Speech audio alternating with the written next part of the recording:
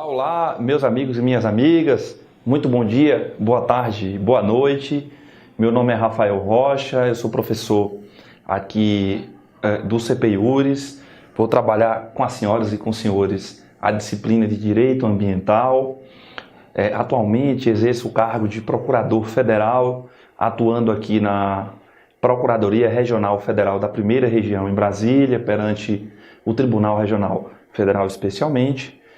Também já fui procurador-chefe da Procuradoria Federal do IBAMA, em Barreiras, na Bahia, onde eu tive uma grande oportunidade de estreitar os laços com essa disciplina aí, que é o direito ambiental. Além disso, já fui promotor de justiça do Ministério Público do Estado da Bahia, do glorioso Ministério Público do meu estado, da Bahia.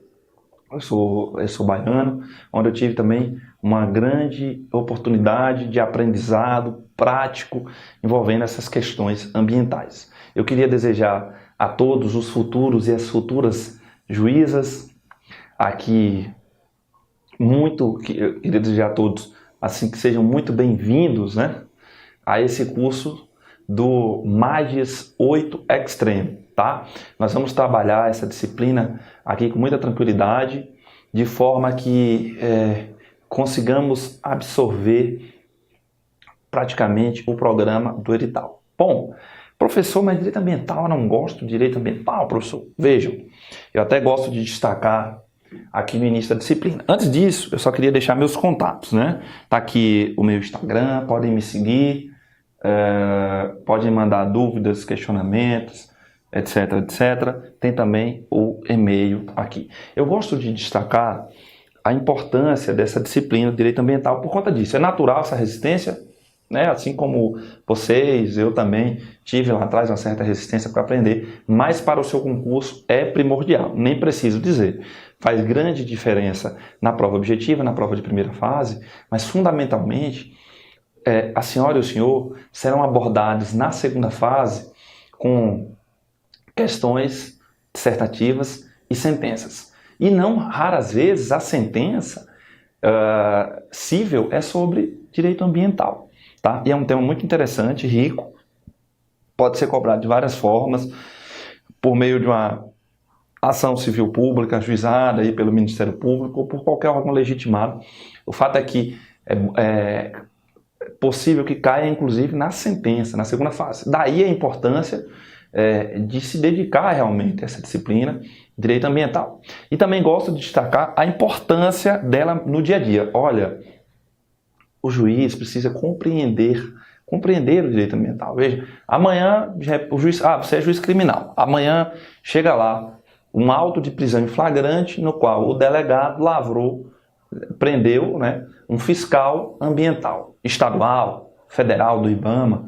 Por quê? Porque estava portando uma arma de fogo, de uso restrito até, calibre .40, por exemplo. E aí chega lá, para Vossa Excelência, juiz de direito, juíza de direito. E aí, você homologa o flagrante? Porque na Lei 10.826 de 2003, o chamado Estatuto do Desarmamento, no artigo 6º, não consta lá que o agente, o fiscal federal ambiental, o fiscal estadual ambiental, o fiscal municipal ambiental tem porte de arma. E aí? Tem, não tem? Aqui a gente vê no direito ambiental que existe a possibilidade de porte de arma, mas que está previsto lá em lei específica, especificamente lá no Código da Fauna. A gente vai ver isso daí, né? A gente vai ver isso aí com calma. Também, para qualquer atividade, empreendimento, que seja potencialmente poluidor, e praticamente tudo é potencialmente poluidor, se exige uma licença ambiental prévia para a sua instalação. Vai instalar uma indústria, vai instalar um mercado, um supermercado, vai se construir, se realizar uma obra, tá? E tudo isso exige, você vai ver comigo aqui, nessas aulas, a licença ambiental prévia. Tudo, a gente vai ver aqui, artigo 10 da Lei 6938.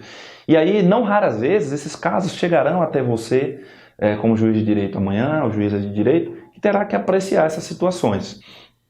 Eu não preciso falar aqui que o Brasil é o país que tem a maior área agriculturável do planeta, a maior área de possível exploração do agronegócio, né? Da agropecuária. Então, Daí a importância. Agora mesmo, o presidente eleito tenta promover algumas mudanças envolvendo questões ambientais, Ministério do Meio Ambiente, etc, etc, e gerando grande polêmica perante alguns setores da sociedade. Então, portanto, é matéria da ordem do dia e o juiz precisa saber, tá? E outra coisa, eu vou colocar aqui de uma forma que a compreensão vai ser muito fácil. Muito bem? Então vamos agora, depois das apresentações e esclarecimentos, iniciar a nossa aula aí de Direito Ambiental. Bom, professor, o que eu vou estudar aqui?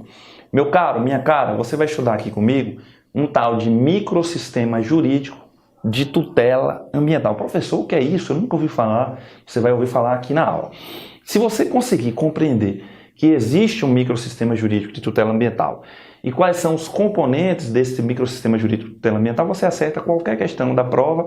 Não se esquece mais do raciocínio jurídico ambiental, que é o mais importante, e aí pode até se aprofundar em temas envolvendo o direito ambiental. Por que o microsistema jurídico, professor? Bom, o microsistema jurídico, porque nós estudaremos aqui, você já sabe, já estudou, que aqui nós temos um conjunto amplo e vasto de leis. Eu vou mostrar aqui as várias leis que estudaremos, Constituição Federal, etc. Resoluções do Conselho Nacional do Meio Ambiente. Professor, eu não sei o que é isso, vai ver daqui a pouco comigo. E, fundamentalmente, há também um conjunto de princípios específicos desta disciplina do direito ambiental que, inclusive, dão contornos, inclusive, a várias decisões judiciais, especialmente do STJ, mas tem também do STF, que se cristalizaram como jurisprudência mesmo, e que, por vezes, promovem alteração até no processo civil, que a gente chama de processo civil ambiental. Então você tem um conjunto de regras próprias, princípios próprios, daí eu digo que é um microsistema jurídico. Professor, está muito abstrato, eu não estou compreendendo. Tudo bem, fique tranquilo, porque agora você vai compreender. O que eu quero que você aprenda para a prova? Professor, eu quero aqui vir compreender e passar na prova. Então é isso que você vai ver agora. Veja, este microsistema jurídico de tutela ambiental, ele é formado por 4 subsistemas ou 4 sistemas, como nós vamos chamar aqui. São 4 sistemas. Você aprendendo os 4 sistemas, você passa em qualquer prova da magistratura. É mesmo, professor? É. Nós estudaremos rigorosamente tudo o que há de mais importante nos 4 sistemas. Venham comigo. Quais são os 4 sistemas, professor? O primeiro sistema é o Sistema Nacional do Meio Ambiente, SISNAMA. Tá? É o primeiro sistema. O que é isso, professor? Vamos ver daqui a pouco. O segundo é o SNUC, Sistema Nacional de Unidades de Conservação da Natureza de Áreas de Uso Restrito. Terceiro sistema, Sistema Nacional de Gerenciamento de Recursos Hídricos, água. Quarto sistema, SISRESPIA, Sistema de Responsabilização por Ilícito Ambiental. O que eu vou estudar? O que é isso, professor? Não estou entendendo. Calma, venham comigo. Primeiro, compreendo. O microsistema jurídico, bote na sua cabecinha essa imagem, ele é formado de 4 sisteminhas. SISNAMA. O que é o SISNAMA, professor? Nós estudaremos aqui no SISNAMA, meus caros, a estrutura. Qual é a estrutura desse sistema, professor? É um sistema nacional? É um sistema nacional. Qual é a estrutura dele? Nós vamos ver. Vamos falar do IBAMA, vamos falar do ICMBio, vamos falar do Ministério do Meio Ambiente, vamos falar do Conselho de Governo, vamos falar do órgão ambiental aí do seu estado, vamos falar do órgão ambiental aí do seu município. E vamos compreender que todos eles fazem parte de uma estrutura do Sistema Nacional do Meio Ambiente. Vamos estudar a composição, a natureza jurídica, as funções e a posição de cada um desses órgãos ambientais que compõem a estrutura do primeiro sistema, SISNAMA. Ah, professor, começou a fazer sentido, pois vai fazer muito bem. Então você vai entender que existe uma estrutura, um conjunto de órgãos e entidades que tem uma finalidade, proteger o meio ambiente. Começou a fazer sentido, professor. Beleza. Quais são esses órgãos? Qual a composição deles? Quais as funções de cada um? Vamos ver já já. Depois disso, você vai entender que existe uma política nacional. Uma política nacional com objetivos a serem perseguidos.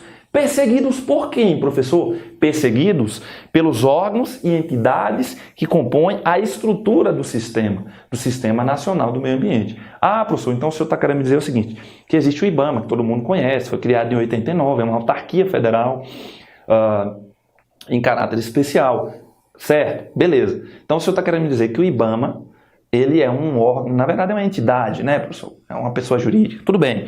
Ele é um órgão que compõe a estrutura do Sistema Nacional do Meio Ambiente, que ele vai buscar cumprir a política nacional do meio ambiente, cumprindo objetivos. É isso mesmo que eu estou falando. E para que ele consiga cumprir esses objetivos, meus caros amigos, minhas caras amigas, ele vai dispor de instrumentos legais. São ferramentas que a legislação colocou à disposição destes órgãos e entidades que compõem a estrutura do CISNAMA para que eles possam conseguir cumprir os objetivos institucionais também do CISNAMA, Sistema Nacional do Meio Ambiente. E quais ferramentas, professor? Quais instrumentos legais? Quer ver um exemplo? Você já sabe. Licenciamento ambiental. O licenciamento ambiental é um instrumento, é uma ferramenta que nós estudaremos aqui a exaustão para que você consiga acertar todas as questões na prova. Mas entenda, ele é um instrumento, é uma ferramenta que é utilizada pelos órgãos ambientais para fazer o quê, professor? Para proteger o meio ambiente. Simples assim. Esse é o raciocínio. Então ele vai usar o licenciamento ambiental. Mas tem mais, nós vamos estudar aqui servidão ambiental, seguros ambientais. Ah, professor, tem seguro ambiental para que serve? Tem, serve e é igual ao seguro de carro, a gente vai estudar daqui a pouco também. Vamos estudar estudos ambientais, EIA, RIMA, são instrumentos, são ferramentas. Estudaremos aqui neste curso. São 6 aulas de 1h40 cada uma, né? Então cada aula são 4 blocos que nós temos a oportunidade de ver cada tema, a legislação, a jurisprudência e os exercícios. Então compreendeu o que nós vamos ver no primeiro sistema, Sistema Nacional do Meio Ambiente? Eu vou estudar com o senhor, professor, então um conjunto de órgãos e entidades que compõem o CISNAMA, a função de cada um deles, a natureza jurídica de cada um deles. E a composição, muito bem. E aí, vou estudar a política nacional para saber quais são os objetivos. E vou ver, por último, com o senhor, os instrumentos, as ferramentas que estão disponibilizadas a estes órgãos ambientais para que eles possam cumprir o seu papel, que é o quê? Que é justamente proteger o meio ambiente, tutelar o meio ambiente, preservar o meio ambiente, recuperar o meio ambiente, melhorar o meio ambiente, tudo isso nós vamos ver. Tá, professor, isso aí é o que a gente vai ver no primeiro sistema. E no segundo sistema, o que nós vamos estudar? Rigorosamente a mesma coisa. Daí a facilidade de se aprender direito ambiental. Então, o que nós vamos estudar no Sistema Nacional de Unidades de Conservação da Natureza, professor? A estrutura. Quais são os órgãos e entidades que compõem a estrutura do Sistema Nacional de Unidades de Conservação? Ah, é, professor? É. Quer ver um exemplo? ICMBio, Instituto Chico Mendes de Conservação da Biodiversidade. A autarquia federal, criada em 2007, vamos ver aqui, que tem a função, a finalidade de cuidar dessas áreas de proteção ambiental, como o povo fala por aí, professor, que na verdade vai cuidar dos parques nacionais, por exemplo, das florestas nacionais, etc, etc. Então nós estudaremos a estrutura que compõe este sistema, este segundo aqui, Sistema Nacional de Unidades de Conservação, que tem uma política nacional, tem, e os objetivos. Quais são os objetivos dessa política nacional, professor? Estudaremos aqui? Não. Por outra razão, porque cai na sua prova. E os instrumentos, as ferramentas disponibilizadas pela legislação para que os órgãos e entidades que compõem a estrutura do SNUC, Sistema Nacional de Unidades de Conservação, possam desenvolver e cumprir os objetivos, qual é o objetivo? Proteger, tutelar o meio ambiente. Começou a fazer sentido? Começou. E no terceiro sistema, o que eu vou estudar, professor? A mesma coisa, meu caro, minha cara. Você vai estudar a estrutura, política nacional, objetivos e instrumentos de um sistema que cuida do gerenciamento de recursos hídricos, cuida da água, cuida dos rios, cuida dos lençóis freáticos, cuida das águas subterrâneas. É, professor? É, então eu vou ver uma estrutura de órgãos que compõem esse sistema, professor, vai ver a ANA, Agência Nacional de Águas. Ela faz parte dessa estrutura. Aqui você vai ver que existe até um tal de comitê de bacia hidrográfica, que nós vamos estudar aqui. Faz parte dessa estrutura, as funções, a composição, etc, etc. A política nacional tem também? Tem. Tem objetivos? Claro que tem. E os instrumentos? Claro que você já estudou uma coisinha chamada outorga, né? O que é uma outorga? É uma autorização para que você possa captar água. Sim, porque as águas são públicas desde a Constituição de 88, e nós vamos estudar isso.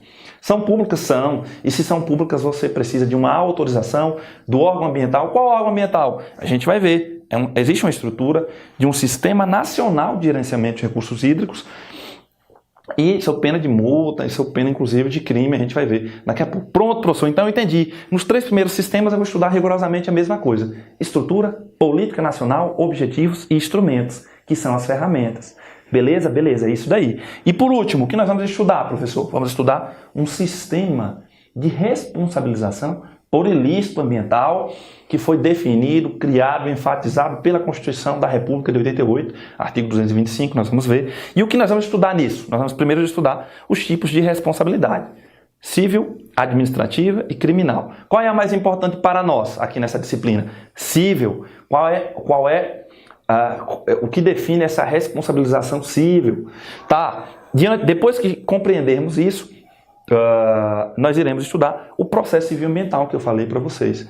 Jurisprudência pura do STJ, pura, que vai cair na sua prova. Qual é a teoria que fundamenta a responsabilidade civil aqui? Vamos estudar a inversão do ônus da prova, vamos estudar a desconsideração da personalidade jurídica, vamos estudar aqui toda a jurisprudência recente, já cristalizada, do Superior Tribunal de Justiça, que estará na sua prova com certeza absoluta. Claro, a legislação também. E aí, por fim, é que nós iremos estudar os princípios. Professor, por que nós iremos estudar os princípios no final?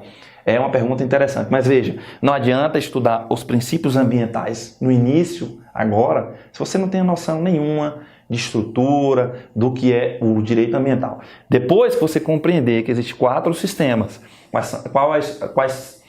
quais as estruturas de cada um deles, os instrumentos, as ferramentas, e entender comigo os tipos de responsabilidade e o processo civil ambiental, aí você vai entender cada um dos princípios e a sua importância muito facilmente, muito tranquilamente e, claro, acertará as questões da prova, porque certamente questões de princípios ambientais vêm na prova: o princípio do usuário pagador, do poluidor pagador, da precaução, da prevenção, princípio da informação, princípio do não retrocesso ambiental, da solidariedade intergeracional. Professor, o que é isso? Coisas que nós iremos estudar. Então veja só, para concluir e adentrarmos no estudo propriamente dito. Vejam, lá no direito penal, eu sei que vocês gostam do direito penal desde o 2º semestre da faculdade. Lá no direito penal você já estudou teoria do crime e viu que crime, né, do ponto de vista analítico, crime é igual fato típico, ilícito e culpável. Todo mundo aqui sabe disso. Está na sua mente. Crime é igual fato típico, ilícito e culpável. Está na sua mente também que o fato típico é desdobrado em elementos, que a ilicitude é desdobrada em elementos e que a culpabilidade é desdobrada em elementos. O que eu estou querendo dizer? Crime é igual a fato típico, onde estudaremos conduta, nexo causal e tipicidade. E todo mundo estuda e sabe disso. Todo mundo sabe que crime é igual a fato típico e ilícito. E dentro dessa ilicitude nós teremos que verificar se não ocorreu nenhuma das causas excludentes. Portanto, legítima defesa, estrito cumprimento do dever legal, exercício regular do direito, etc. E a culpabilidade, né? Imputabilidade, potencial consciência da licitude, etc. Professor, o que tem a ver alho com bugalho? Tem a ver, meu caro, que se você entende que crime é igual a fato típico, ilícito e culpável, e que dentro de cada um deles tem elementos, você vai entender comigo que microsistema jurídico de tutela ambiental, que é o que você precisa saber para passar na prova. Microsistema jurídico de tutela ambiental é igual a 4 sistemas. Sistemas CISNAMA, SNUC, SINGRE e CISRESPIA. Sistema Nacional de Unidades de Conservação. Sistema Nacional do Meio Ambiente. SISNAMA. Sistema Nacional de Unidades de Conservação da Natureza. Sistema Nacional de Gerenciamento de Recursos Hídricos. E Sistema de Responsabilização por Ilícito Ambiental. Você vai colocar na sua cabeça, na sua mente, essa imagem, que cada um dos 3 sistemas, em cada um deles, nós deveremos compreender a estrutura de cada um deles, a política nacional, os objetivos e instrumentos, que são ferramentas. Isto rigorosamente igual nos 3 primeiros sistemas. E no 4º sistema, eu vou estudar tipos de responsabilidade, processo civil, ambiental e princípios ambientais. Coloquem essa imagem na cabeça, porque ambiental é uma matéria fácil. E lembrem-se, é a matéria que você só precisa estudar um livro. O que o senhor está querendo dizer com isso? Eu estou querendo dizer que você pega um livro e resolve a sua vida, e acerta as questões da prova, e revisa por esse livro, e acerta as questões de segunda fase, diferentemente de outras disciplinas, como, por exemplo, penal. Você tem que estudar 3 ou 4 livros diferentes, porque tem que estudar penal geral, penal especial, legislação penal especial, etc, etc. Aqui não, você pega um livrinho só, pequeno, e resolve sua vida. Então coloquem esta imagem na cabeça. E aí, professor, quais são as normas, qual é o quadro normativo que eu estudarei dentro deste panorama que o senhor colocou, professor? Você, meu caro e minha cara, vai estudar um conjunto amplo de leis. Aqui, por exemplo, no primeiro sistema, no CISNAMA, nós estudaremos a Lei 6938, que é a lei que foi criada por inspiração lá da Conferência de Estocolmo. Vamos ver daqui a pouco. Lei Complementar 140 de 2001. Pode olhar, está lá no seu edital. Lei 11.284 de 06, Gestão de Florestas Públicas. Resoluções do CONAMA mais importantes, porque o CONAMA tem mais de 400 resoluções, mas as importantes que cairão na sua prova, nós estudaremos aqui. Ó. Por exemplo, tem uma que costuma cair sempre em prova de concurso, que é a possibilidade de se solicitar uma audiência pública para a apresentação do estudo do EIA-RIMA, né? E aí a gente vai ver, o Ministério Público pode solicitar, mais de 50 cidadãos, isso está em resolução. E aqui, professor, aqui nós vamos ver a Lei 9985 de 2000, que trata das unidades de conservação da natureza, dos parques nacionais, estaduais, municipais, das florestas nacionais, das estações ecológicas, das áreas de preservação ambiental, APAS. E o Código Florestal, aqui nós vamos estudar a reserva legal, APP, área de preservação permanente, áreas de uso restrito, regras para cada uma delas. Aqui nesse sistema de gerenciamento de recursos hídricos, água, vamos estudar a Lei 433 de 97, água. E aqui, professor, aqui nós veremos muito da Constituição da República e também a Lei 9.605, que trata tanto dos ilícitos criminais como do fundamento para os ilícitos administrativos, que nós iremos ver que estão densificados em decreto da Presidência da República. Entenderam? Compreenderam o que nós iremos ver, estudar, aprender e acertar na prova? É isto aqui. Tudo bem? Tudo bem? Podemos avançar então? Dúvidas? Podem mandar lá no meu zap. Lembrem-se, microsistema jurídico de tutela ambiental. 4 sistemas. Sistema Nacional do Meio Ambiente, Sistema Nacional de Unidades de Conservação da Natureza, sistema de gerenciamento de recursos hídricos e o sistema de responsabilização por ilícito ambiental. Tudo bem? Tudo bem. Muito bom. Agora, meus caros amigos e minhas caras amigas, antes de começarmos a estudar o primeiro sistema, que é o CISNAMA, Sistema Nacional do Meio Ambiente, o primeiro tópico do primeiro sistema, que é a estrutura do CISNAMA, antes disso, eu preciso que você compreenda a fonte, a tutela constitucional. Esta é a fonte da qual, inclusive, você fará uso na fase oral. Você, na fase oral, sempre começa pela Constituição. E aí vai descendo para normas infraconstitucionais. Aqui no estudo, da mesma forma. Você tem que entender qual é o fundamento constitucional dessa tutela ambiental, dessa proteção ambiental. Está previsto na Constituição isso, professor? Em que contornos? Quais são os contornos dessa proteção, dessa tutela ambiental? E aí, vamos estudar também a competência material e legislativa. Por quê? Porque chove em prova. E por que chove em prova? Porque há uma dissidência na jurisprudência. É mesmo, professor? É, com relação à competência legislativa. E tem consequências práticas, que é o que importa, meus caros amigos e minhas caras amigas. Tem consequências práticas. Isso que é importante para você amanhã como juiz. Tem consequências práticas. E a competência material também tem consequências práticas. Quem é que tem competência para licenciar tal ou qual obra? É o município? É o Estado? É o Distrito Federal? É a União? Veremos isso aqui. E o patrimônio ambiental nacional. Isso aqui é uma questão, sempre cai em prova, você não vai errar. E a questão aqui também, envolvendo usinas nucleares, costuma cair em prova, é uma bobagem, você não vai errar. E por fim, a crueldade com animais. Por quê? Porque nós tivemos uma emenda constitucional muito recente que alterou e, em seguida, uma lei. Tudo isso para contornar uma decisão do Supremo Tribunal Federal, para superar uma decisão que teria proibido, tá? Então vamos lá, estudando a primeira coisa, que é a introdução, que é a tutela constitucional, tá? Começando aí pelo fundamento constitucional do nosso estudo. Bom, qual é o fundamento constitucional, professor, para a nossa querida matéria de direito ambiental? O fundamento constitucional da proteção do meio ambiente, da tutela do meio ambiente, é, primeiro, que essa proteção foi alçada à Constituição em 1988. Até então, apenas normas infraconstitucionais previam um certo disciplinamento da proteção do meio ambiente. Todavia, com a Constituição de 88, sobreveio a ela, né, se constitucionalizou a proteção, a tutela. E o núcleo axiológico dessa tutela, desta proteção, é o artigo 225 da Constituição. Este é um artigo que você precisa saber, todos os parágrafos e incisos, para a sua prova. Você vai precisar saber desse artigo. Esse é o artigo guia-bolso do direito ambiental aí para a sua prova, tá? Então tá aqui. Todos têm direito ao meio ambiente ecologicamente equilibrado, bem de uso comum do povo e essencial à sadia qualidade de vida, em pontos ao poder público e à coletividade. O dever não só de defendê-lo, mas de preservá-lo para as presentes e futuras gerações. Esse é o núcleo axiológico.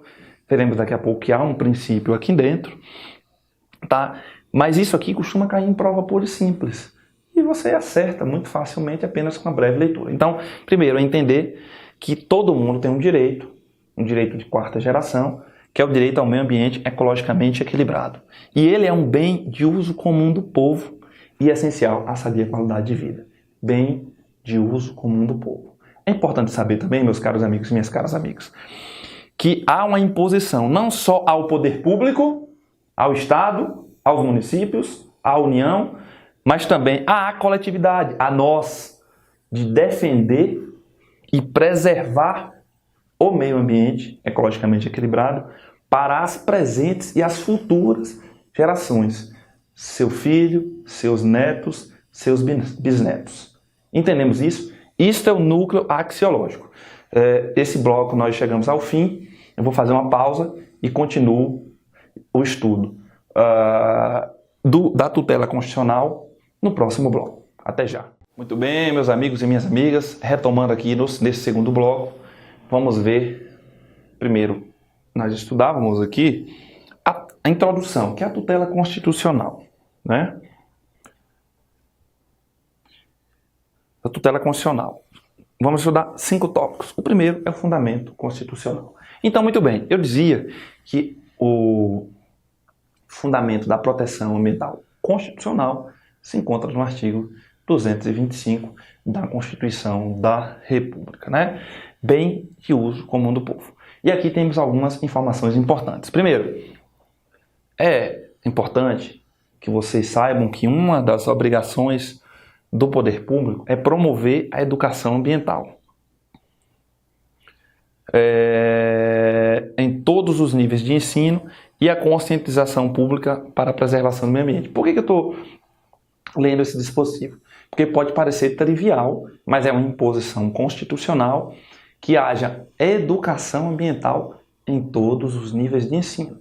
Pode até parecer bobagem, né? Mas tem uma lei só para tratar sobre isso. Uma lei federal conferindo densidade a esse dispositivo. Dá importância e não raras vezes cai na prova, inclusive como forma de princípio. Então compreenda que também está constitucionalizada a imposição de se promover educação ambiental em todos os níveis de ensino. Professor, para que isso? Porque cai na prova. Eu vou mostrar para você daqui a pouco, quando eu concluir a apresentação dessas informações, que cai na prova da magistratura. Então saiba que há uma imposição constitucional prevista no artigo 225 da necessidade de promover educação ambiental em todos os níveis. E aí nós vamos estudar, porque se quer criar uma consciência pública coletiva de que é importante se proteger o meio ambiente. E para quê? Porque nós vamos ver depois que a coletividade participa da proteção do meio ambiente, participa da formulação de políticas públicas, e então, portanto, ela, a comunidade, que somos nós, precisaremos ter algum nível de informação para que então possamos participar das decisões e ajudar a proteger o meio ambiente. Informação importante, repassada. Outra coisa importante aqui, ó. proteger a fauna e a flora, vedadas na forma da lei, e aqui é onde eu quero chegar, vedadas na forma da lei as práticas que coloquem em risco sua função ecológica, provoquem extinção de espécies ou submetam os animais à crueldade, tá? Vamos ver já já esta questão da crueldade com os animais, tá? Muito bem. Muito bem. Temos aqui, inclusive, já uma questão para mostrar essa importância. Então, vejam.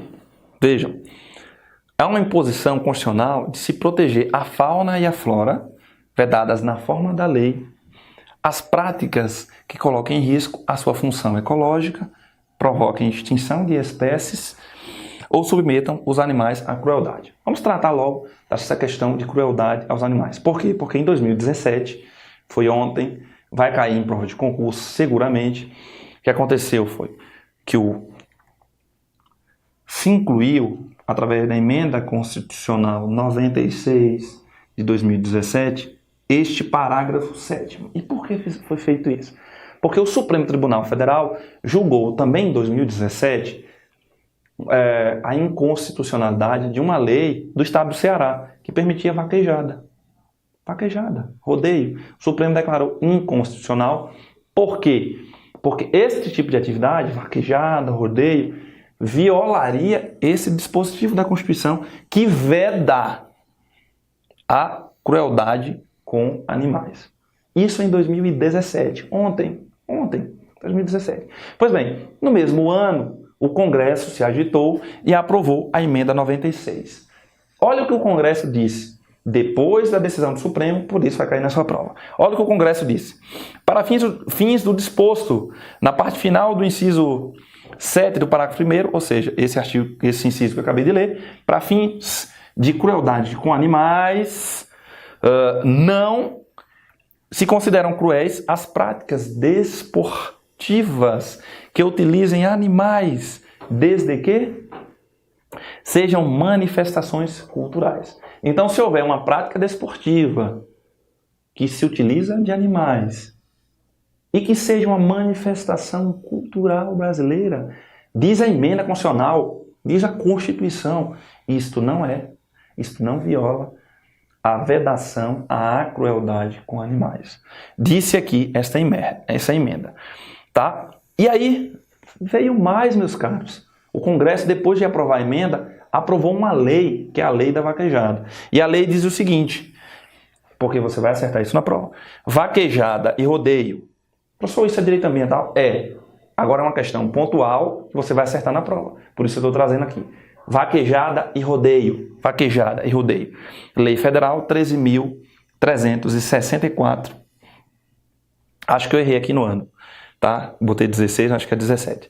Esta lei eleva o rodeio, a vaquejada, bem como as respectivas expressões artístico-culturais, à condição de manifestações da cultura nacional e do patrimônio cultural imaterial. Então, portanto, nós temos uma emenda constitucional aduzindo que a utilização desportiva de animais que se consubstancia em uma manifestação cultural nacional não viola a cláusula constitucional de vedação à crueldade com animais. E nós temos uma lei federal dizendo vaquejada e rodeio são manifestações culturais. Conclusão, vaquejada e rodeio agora estão autorizadas em todo o território nacional por esses dois dispositivos e você não erra essa questão na prova, pelo amor de Deus. Tudo bem? Avançando aqui.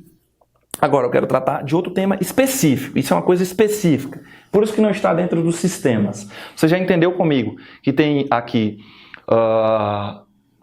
o fundamento constitucional da proteção do meio ambiente, que está no caput do artigo 225. Já entendeu comigo que existe um dispositivo na Constituição que veda a crueldade com animais. Nós vamos estudar depois os tipos penais, até um tipo penal, a Lei 9.605, que criminaliza maus tratos a animais, né? Mas você já sabe que há uma disposição na Constituição que veda crueldade, mas que a própria Constituição excepciona isso, dizendo que não se considera crueldade com animais atividades desportivas que sejam expressões da cultura nacional, sendo certo que existe uma lei federal disciplinando que vaquejada e rodeio são manifestações culturais. Ponto. Você já aprendeu isso comigo. Terceiro ponto. A floresta amazônica, isso aqui é uma bobagem, cai na prova sempre. Mas venham comigo. A floresta amazônica brasileira, a Mata Atlântica, a Serra do Mar, o Pantanal Mato Grossense e a zona costeira são patrimônio nacional. É uma bobagem por quê? Porque por vezes se cobra na prova dizendo que estes biomas são patrimônio federal. Não são patrimônio federal. São patrimônio nacional. Cai em prova, eu vou mostrar já já na questão seguinte, tá? E só são esses: Floresta Amazônica, Mata Atlântica, Serra do Mar, Pantanal Mato Grossense e Zona Costeira. Por que eu estou dizendo que só são estes os biomas? Porque na prova se costuma incluir o Cerrado. O Cerrado não está aqui, que é um outro bioma muito comum, inclusive aqui da região do Distrito Federal. Então o Cerrado, professor, é considerado pela Constituição um patrimônio nacional? Não é. Não é um bioma considerado. Existe projeto de emenda à Constituição para incluir o Cerrado aqui, mas o Cerrado não é. Ah, professor, e a Caatinga? A Caatinga também não é. Somente Floresta Amazônica, Mata Atlântica, Serra do Mar, Pantanal Mato Grossense e Zona Costeira. São patrimônios nacional. Por que o senhor está colocando isso? Porque eu quero ter certeza que você não vai errar uma questão boba dessa na prova. Só por isso. E porque eu sei que vai se repetir. Por que o senhor sabe, professor? Porque é muito frequente esse tipo de questão nas provas, não só da magistratura, tá? Então fiquem com essa informação, duas informações. Está fora a Caatinga, bioma da Caatinga, e está fora o Cerrado. Estão fora os dois. E o patrimônio é nacional. Tudo bem? Compreendidos isto, uma última informação para que nós possamos estudar os sistemas. Última informação é sobre as usinas que utilizam reator nuclear. Usinas nucleares, como tem lá no Rio de Janeiro, né? Angra 1 e Angra 2, que são usinas nucleares. Qual é a peculiaridade, professor? É uma peculiaridade importante que costuma cair em provas que diz o seguinte: as usinas que operam reator nuclear deverão ter sua localização definida em lei federal, sem o que não poderão ser instaladas. Então, portanto, a Constituição estabelece uma imposição.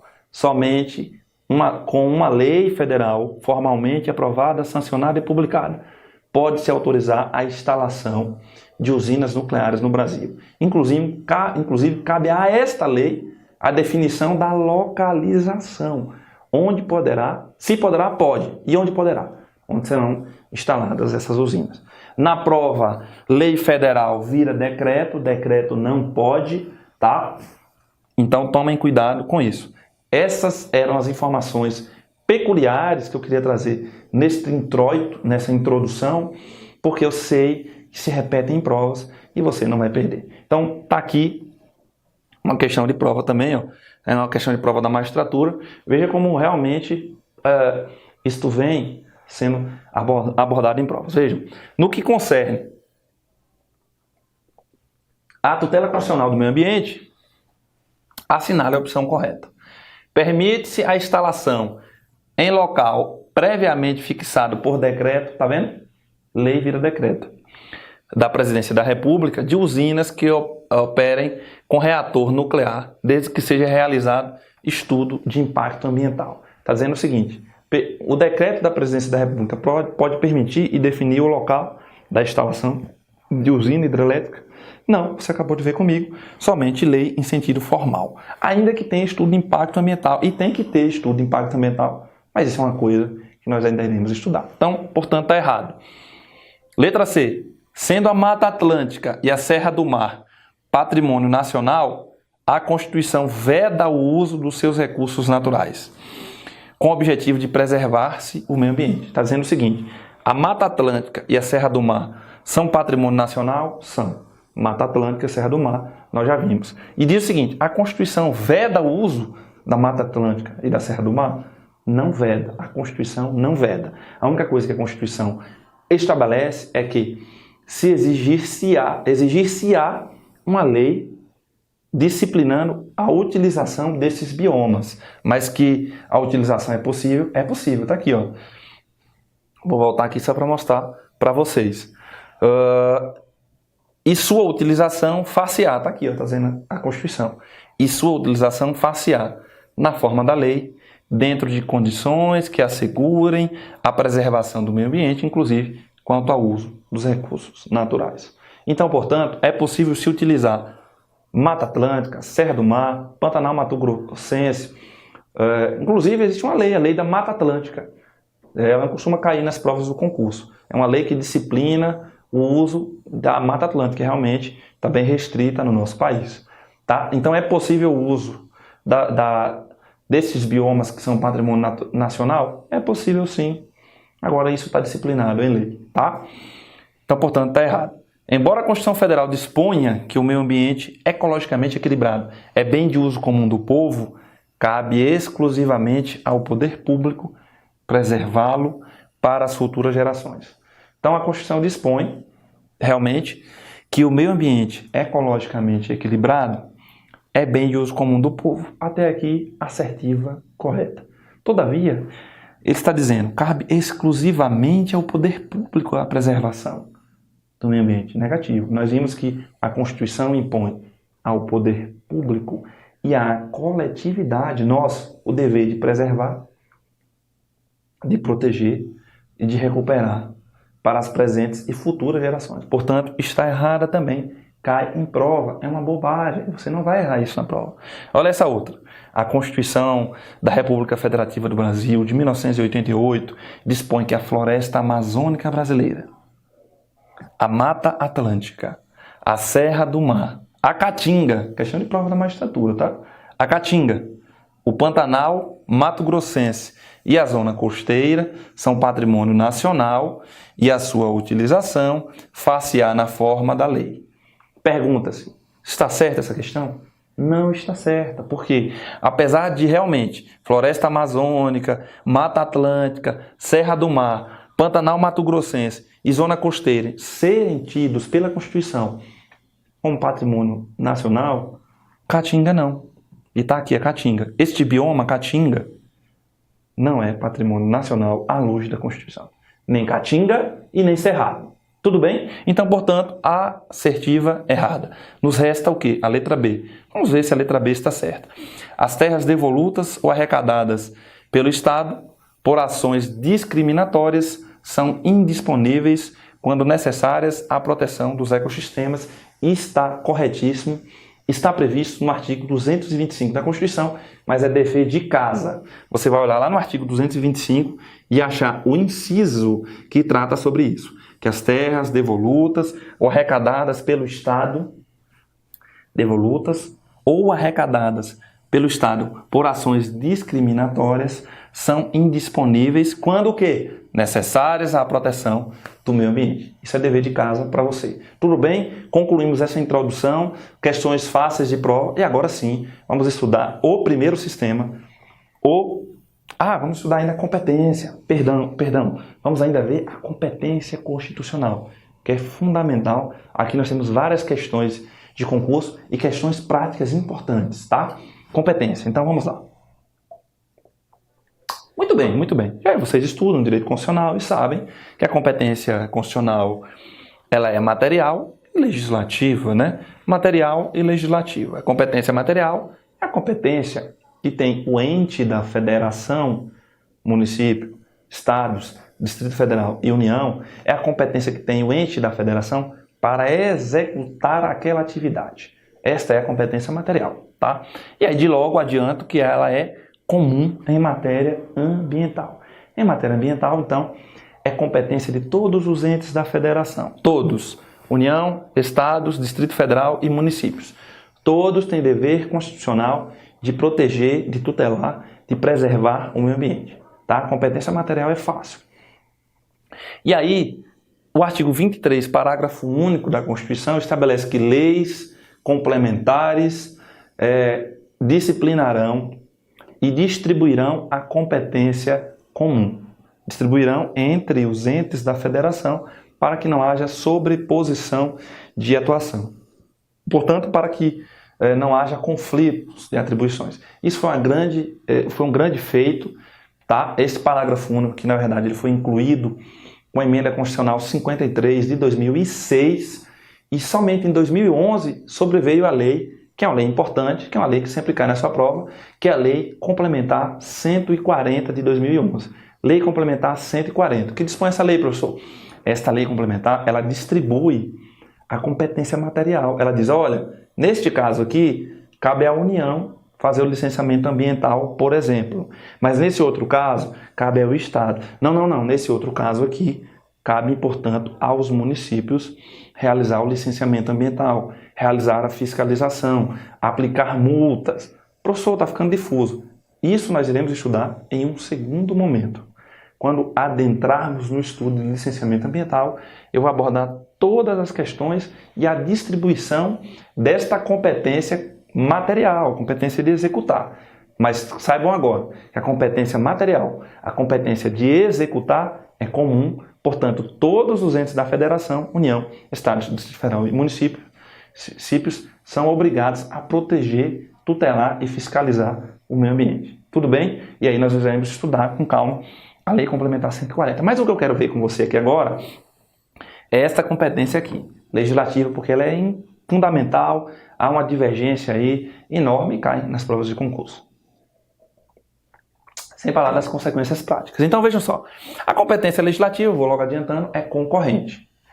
Para se legislar sobre a proteção do meio ambiente, a competência constitucional é concorrente. O que é isso? Você estuda em direito constitucional, concorrente. A União traz as normas gerais. A União traz normas gerais. O que são essas normas gerais, professor? São conceitos, são princípios, são procedimentos básicos. Estas são as normas gerais. E os estados e Distrito Federal, o que fazem, professor? Estados e Distrito Federal, eles suplementam a legislação federal. Eles legislam suplementando a legislação federal naquilo que for peculiar no seu respectivo território nacional, tá? No seu respectivo território estadual. Então, a União, normas gerais, estados, normas específicas e peculiares, suplementando. O que é suplementar, professor? É complementando a norma federal. Então a União, ela traz lá regras gerais sobre o licenciamento ambiental. Então, o Estado da Bahia pode trazer regras específicas? Pode, desde que não contrarie a norma geral. Né? Isso aí você já aprende também. E também é importante saber que existe a competência supletiva plena. Qual é a competência supletiva plena, professor? Eu vou mostrar um caso importantíssimo da ordem do dia e que estará na sua prova. A competência supletiva plena é aquela que o Estado, o Distrito Federal, pode se utilizar quando a União é omissa quanto às normas gerais. Então vejam, a União tinha a obrigação de tratar sobre normas gerais de um determinado tema. Não o fez. O Estado tem que ficar esperando? Não. Aí o Estado tem competência supletiva plena, ou seja, ele pode legislar plenamente, porque ainda existem as normas gerais, e ele legisla plenamente. No dia que sobrevier a lei federal com as normas gerais, a legislação estadual perde a sua eficácia naquilo que dispor em sentido contrário ao que estiver estabelecido na nova lei federal. Isso é competência supletiva plena, que você também estuda aí. Em direito constitucional, tem um caso clássico na DI 2030 de 2017. Tá? Professor, e por fim os municípios?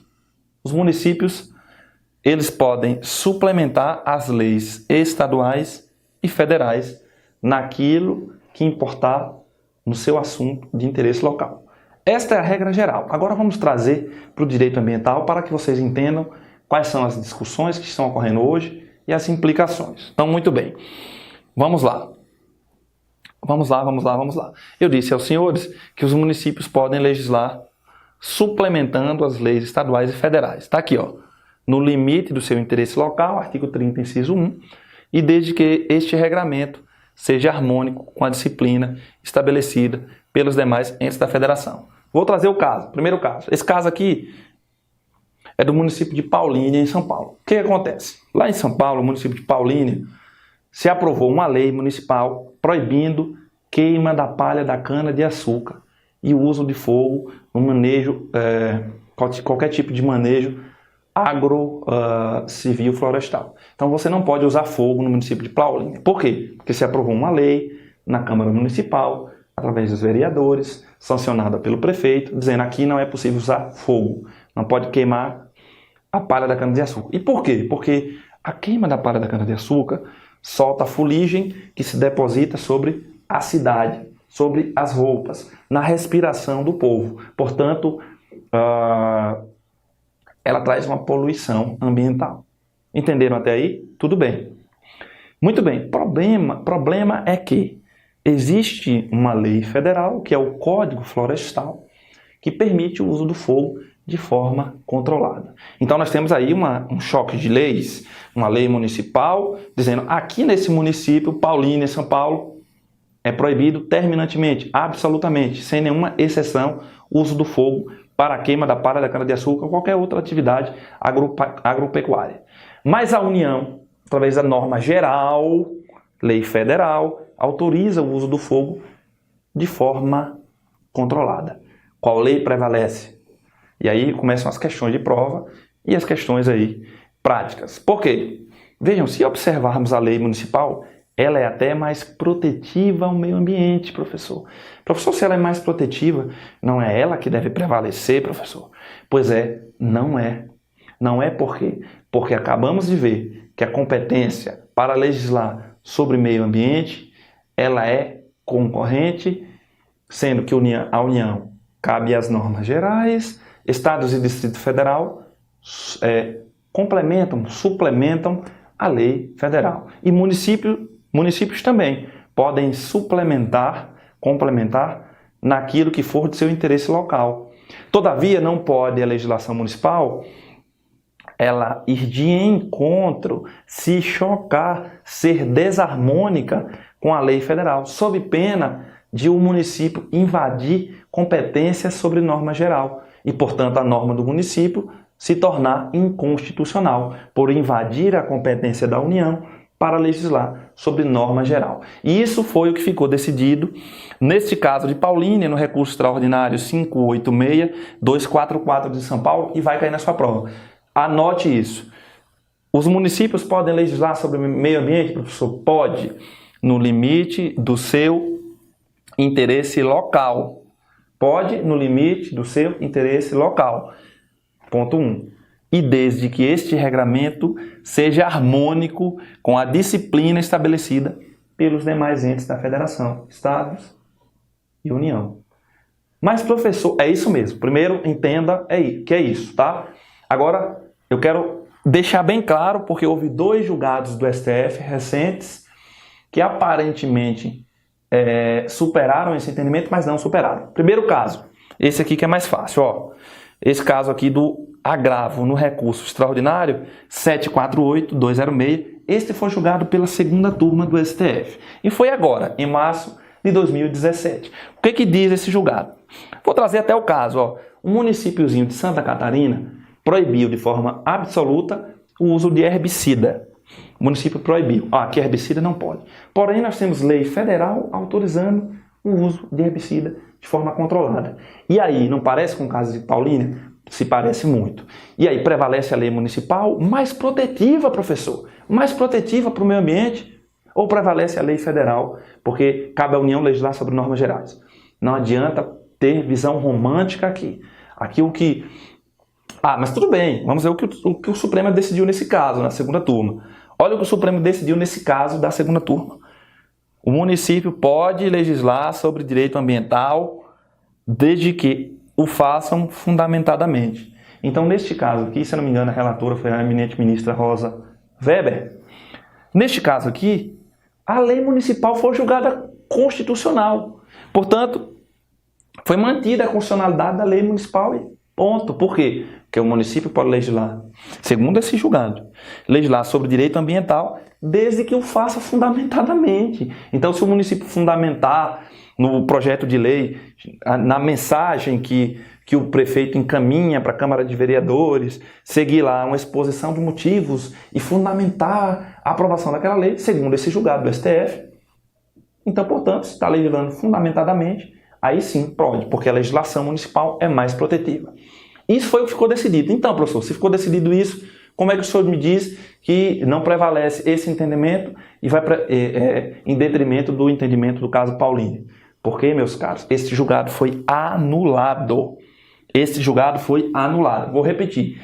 O julgado do caso do agravo no recurso extraordinário 748-206, 3 meses depois foi anulado. Por quê? A turma anulou porque houve uma violação ao direito de defesa. Então, portanto, esqueçam isso. E se cair na prova, me procurem, porque o julgado está anulado. Portanto, não pode cair na prova.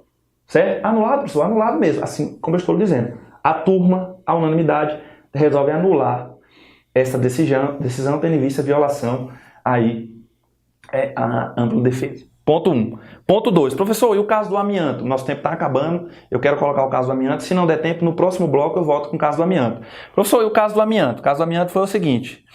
Vejam só. Tem uma lei federal, a Lei 9.055 de 95, que permite o uso de alguns tipos de amianto.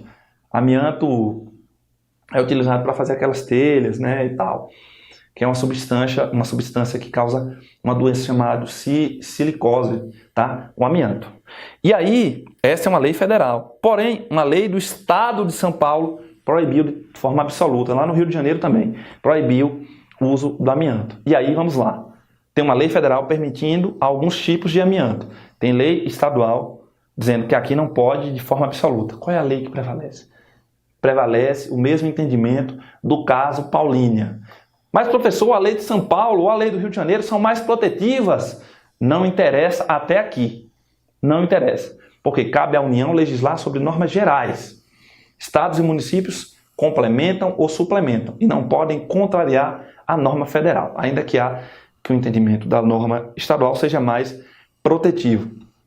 Mas, professor, neste caso do amianto, a lei federal foi julgada inconstitucional. Eu vou apresentar para você no próximo bloco. Foi julgada inconstitucional por superveniência, inconstitucionalidade material. Superveniente. Vou explicar daqui a pouco. Acabou o nosso tempo. Nos vemos no próximo bloco. Até já. Muito bem, pessoal. Retomando aqui esse nosso terceiro bloco da primeira aula. E nós estamos estudando basicamente a competência legislativa e vou mostrar para as senhoras e para os senhores daqui a pouco como isso é importante do ponto de vista prático. Então, o que eu dizia era o seguinte, professor, mas e no caso do amianto? O caso do amianto, o STF, ao analisar o confronto, a antinomia, ele considerou ele reputou e reconheceu aqui a inconstitucionalidade material superveniente da norma federal. O STF considerou que a norma federal, a Lei 9.055 de 95, estaria materialmente inconstitucional por desatender questões de saúde pública. Isso está lá nos votos dos ministros do presente caso.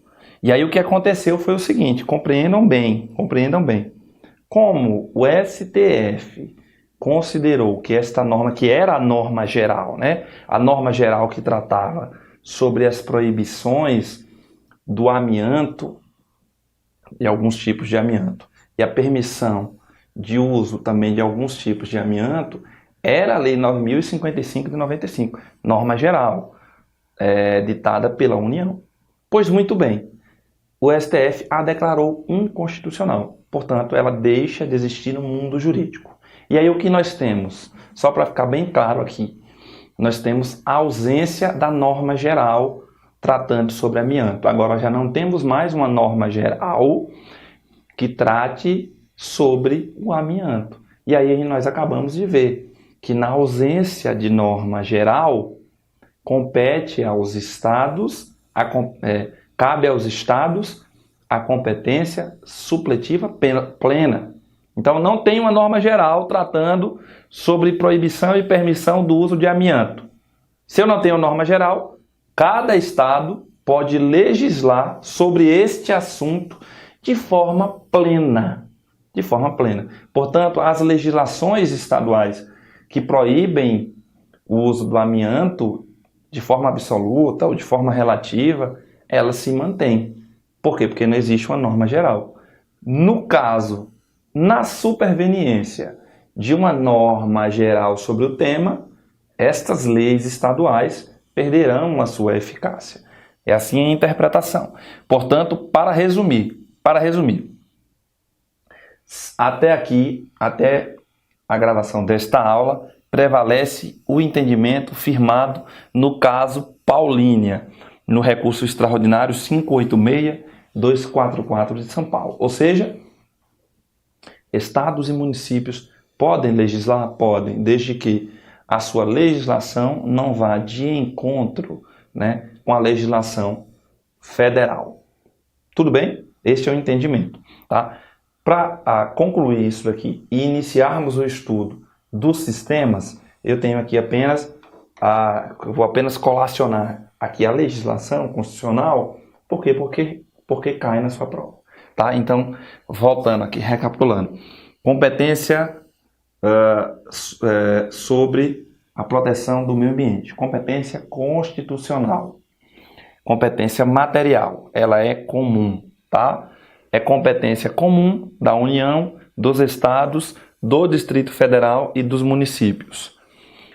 Proteger as paisagens naturais notáveis, mas fundamentalmente proteger o meio ambiente e combater a poluição em qualquer das suas formas. Preservar as florestas, a fauna e a flora. É competência comum, material. E aqui é importante, com a redação dada pela Emenda Constitucional 53 de 2006. Leis complementares fixarão normas para a cooperação entre a União e os estados, o Distrito Federal e os municípios, tendo em vista o equilíbrio do desenvolvimento e do bem-estar em âmbito nacional. E nós iremos estudar essa lei complementar. Já foi aprovada, é a Lei Complementar 140 de 2011, que faz a distribuição da competência. Olha, neste caso, vai caber à União a proteção, a preservação, o licenciamento, a autorização.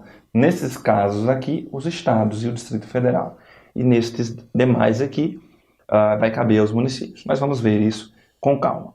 Também quero mostrar aqui, meus queridos amigos e minhas queridas amigas, a competência legislativa, já expliquei para vocês, ela é concorrente. Competência legislativa concorrente. Compete à União, aos estados e ao Distrito Federal legislar concorrentemente sobre florestas, caça, pesca, fauna, conservação da natureza, defesa do solo e dos recursos naturais, proteção do meio ambiente e o controle da poluição.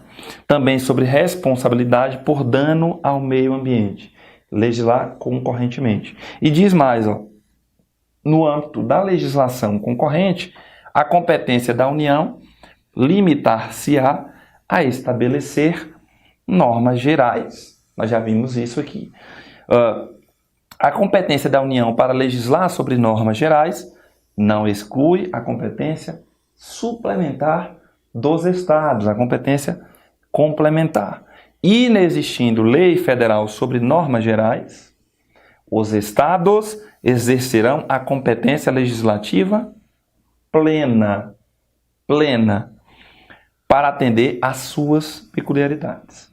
E a superveniência de lei federal sobre normas gerais suspende a eficácia da lei estadual no que lhe for contrário. Tudo bem? Então, concluímos aqui esta introdução. Vou apenas mostrar aqui uma questão de prova, uma questãozinha de prova para você. Tá, dos municípios. Compete aos municípios legislar sobre assuntos de interesse local e suplementar a legislação federal e estadual no que couber. Muito bem. E aqui tem uma questão de prova. Vejam, questão de prova aqui adaptada. Deixa eu ver como é que fica melhor, se dá para ver daí.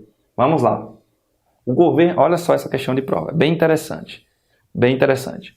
O governo de determinado estado da federação proibiu totalmente ele proibiu totalmente, por meio de lei, o cultivo, a manipulação e a industrialização de organismos geneticamente modificados no âmbito estadual. Então, um determinado governo proibiu de forma absoluta e total, um determinado governo estadual, através de uma lei, aprovou uma lei proibindo totalmente o uso de organismos geneticamente modificados, né? Na exposição de motivos que justificava a proposta, mencionou-se o objetivo de se evitar riscos possíveis ao meio ambiente devido à incerteza científica quanto a repercussões decorrentes da inserção ambiental de tais organismos. Após a publicação da lei, foi ajuizada perante o STF uma ação direta de inconstitucionalidade contra a norma, sob o argumento de que a lei federal que dispõe sobre biossegurança permite,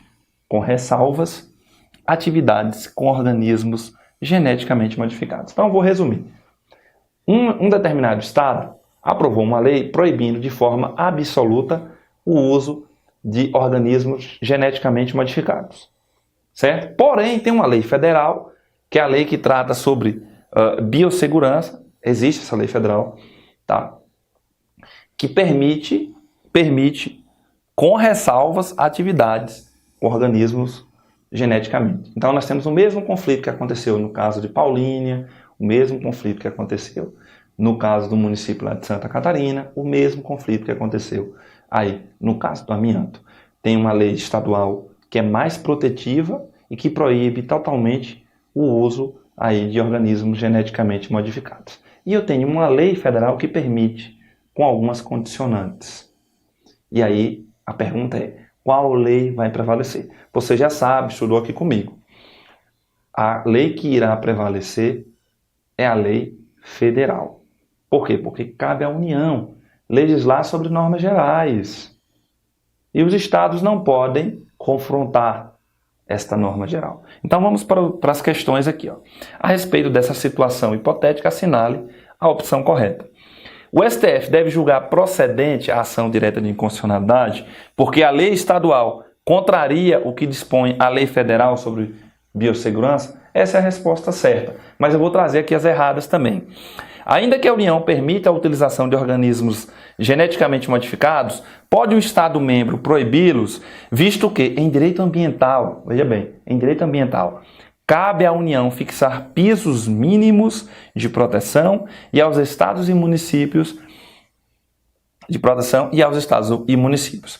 Para o atendimento de seus interesses regionais e locais, cabe fixar tetos de proteção. Seria muito lindo, mas não foi isso que nós vemos na matéria de legislação, da competência legislativa sobre meio ambiente. Está errado. O princípio ambiental que embasa especificamente a referida lei é o da prevenção, dada a decisão de se postergar a adoção de organismos geneticamente modificados em face da incerteza quanto aos riscos ambientais dela decorrentes. Poderia até ser, porque a gente vai estudar aqui que o princípio da prevenção, ele diz exatamente isso, que ele proíbe determinadas atividades ante a incerteza científica da causação do dano ou não. Na verdade é precaução, tá? Tá errado, essa aqui tá errado porque não seria prevenção, seria precaução, daí errado. Mas são princípios que nós ainda iremos estudar na última aula, tá? E daqui, ó, ao editar a nova lei, o Estado exerceu sua competência comum com a União e demais entes federados para a proteção do meio ambiente. Ao editar a lei, o Estado exerceu competência comum? Errado. Ao editar a lei, o Estado exerceu a sua competência concorrente para legislar sobre meio ambiente. E se exerce competência concorrente, deve fazê-lo em atenção ao que já dispõe a norma geral, a norma federal. Tenho certeza que você não erra essa questão na prova, tá? Agora sim, vamos começar o primeiro sistema. Eu só quero relembrar com as senhoras e com os senhores aqui o que foi que nós vimos rapidamente. Professor, o senhor prometeu que iria estudar conosco aqui um tal de um microsistema jurídico de tutela ambiental, não foi? Foi. Esse microsistema jurídico é composto por 4 subsistemas ou 4 sistemas: Cisnama, SNUC, SINGRE e CIS-RESPIA. E aí nós vamos estudar nos 3 primeiros sistemas, rigorosamente, a mesma coisa. A estrutura do respectivo sistema, sua política nacional, os objetivos e os instrumentos, que são as ferramentas que serão utilizadas pelos órgãos e entidades que compõem a estrutura do CISNAMA para proteger, para tutelar, para preservar o meio ambiente. E no último sistema estudaremos os tipos de responsabilidade por ilícito ambiental, o processo civil ambiental, a jurisprudência do STJ. Eu vou trazer aqui vários casos da jurisprudência do STJ que estarão com certeza na sua prova, e os princípios ambientais. Professor, o senhor fica só repetindo? Meu caro, deixa eu te dar uma dica aqui. É a repetição que vai te fazer passar no concurso. Repetir, repetir, repetir. Você precisa ler e reler e reler. Você precisa ler 2 vezes para a primeira fase, 3 vezes, a terceira vez para a segunda fase, a fase de escrever, e 4 vezes para a fase oral. Tá? Por isso eu repito. Eu tenho certeza que você não vai se esquecer.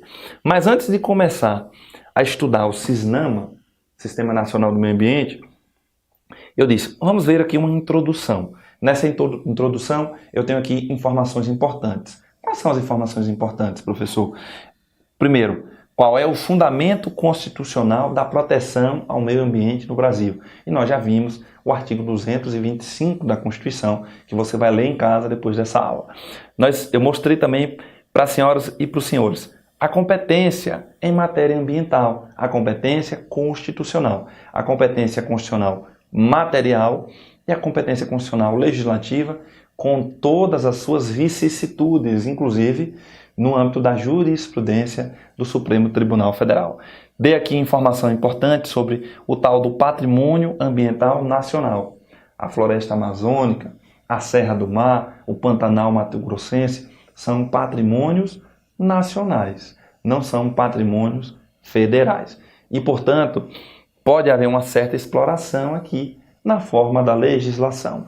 Nós vimos também as usinas nucleares, que exigem lei federal específica para a sua localização e instalação. E, por fim, tema recentíssimo, tratamos da crueldade com animais. Vimos que a Constituição proíbe a crueldade com animais, também está no artigo 225 da Constituição.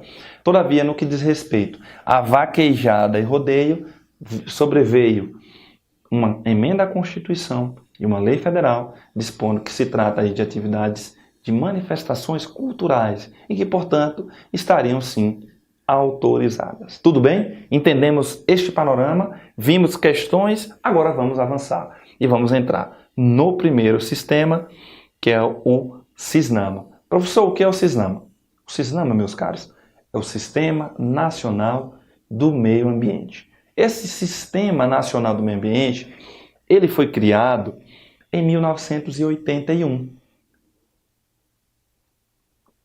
1981. Antes mesmo, meus caros amigos, antes mesmo da previsão da proteção ao meio ambiente na Constituição de 88, tá? Então, esse primeiro sistema, ele foi criado em 1981. Por quê?